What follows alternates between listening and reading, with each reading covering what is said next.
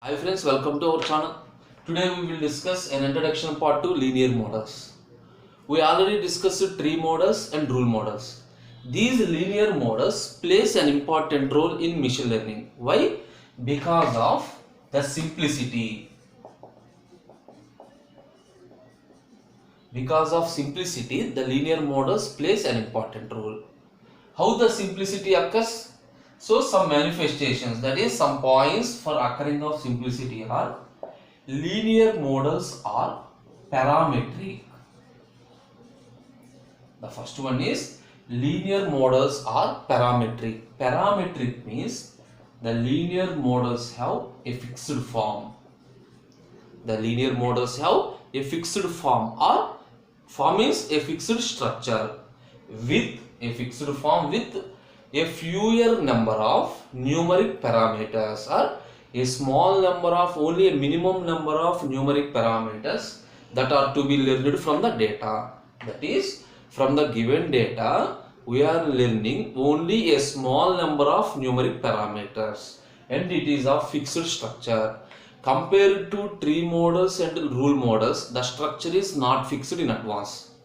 Rule models and tree models, the structure is not fixed. Depending on the variations, that is depending on the input, the structure changes. But the linear models, the structure is fixed. This is the one point for the simplicity.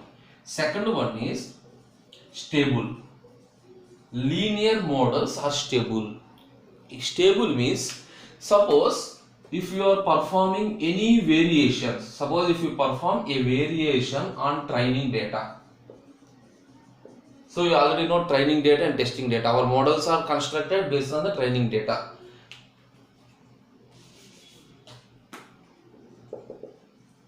Training data.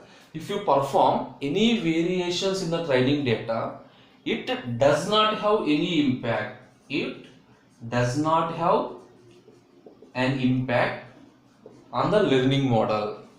If you perform any modifications on the training data, the impact is does not or very low on the learning model. But suppose consider tree model, for example decision tree. If you modify anything in the training data, the complete structure will change.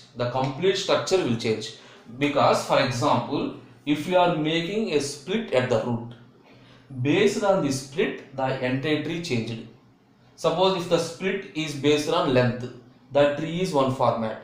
Suppose if you split is based on some another future height, the entire tree structure changed.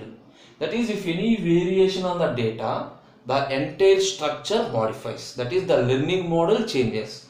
But in linear models, it has a fixed form. So if any variations on the training data, it does not have any impact on the learning model. Okay. Suppose next one is the linear models are less susceptible to overfitting on the training examples. That is, there is a less chance of occurring overfitting in the given training examples. But consider, even though this is simplicity, but in linear models there is a chance for occurring of underfitting. Based on these three we can say that the linear models are very simple learning models in machine learning. Suppose if you are combining these two features, that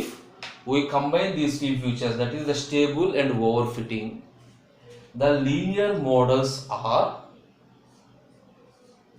low variance, high bias models.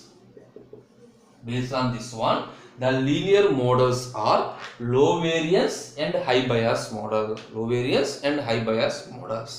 Compared to decision trees. Suppose decision trees are high variance and low bias. What is the advantage of this high biasing? Advantage of this high biasing is the overfitting is eliminated. That is, there is no chance of overfitting if you are using high biased data. Suppose the decision trees with the high variance, are used if the data is abundant. We are using decision trees. That is, The simple point is the linear models with low variance and high bias is used. High bias used if we have a small set of data. If we have a small set of data and if we want to avoid overfitting, small set of data, and if you want to avoid overfitting, these linear models are preferable. These linear models are preferable. Okay. Generally what we are doing is we are starting with this low variance and high bias and learn the model. Suppose if you require any elaborations, we can move to further model. Suppose we are moving linear model, if it requires any modification or if the data size increases, then automatically we move to some decision trees. Okay, these are the linear models. In these linear models, okay, what we will discuss. Suppose we are using least square method. We are using least square method to learn linear models for regression and classification. Linear models for regression and classification. Next one, perception. Next one, perception.